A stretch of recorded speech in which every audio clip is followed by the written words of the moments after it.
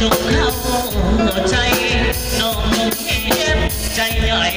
ใจพวกคือเมียลาขอร้องแค่แลขอแง่ตา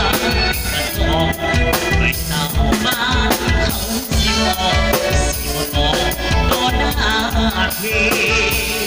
เป็นเมียหายมายิ้มมันมาเต้าม้วนผู้เสียสละก็ส่วนนาทีสามีผู้จักจำแน่ใจแย่คิดสวัสดีผู้นาทีสามีหับใจประชาชนเป็นนายมาบางวันจนโอ้มันลงเรื่องนี้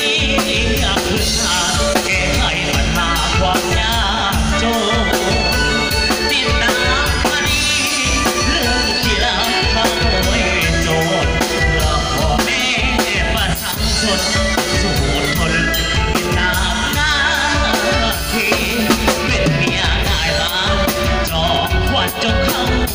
ใจป้องกันของกระสุนใหญ่เพื่อไปให้แจกเห็นตอนหน้าทีอย่าไปใจลอยว่าพอลอยไปแรงพอดีหันใหญ่หันน้อยบอกเคยมีหัวทำนาที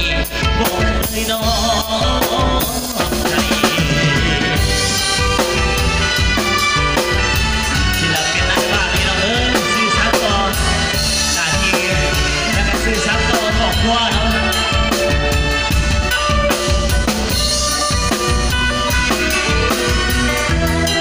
เอาเกี่ยวกันเอาส่งเอาใส่เป็นนายมาบางวันจนหัวฟันลงเรื่องนี้อยากเพื่อนขาดแก้ไขปัญหาความยากจนที่ตามคดีเรื่องที่เราขโมยโจรเราพ่อแม่ประชาชนสู้อดทนที่ตามหน้า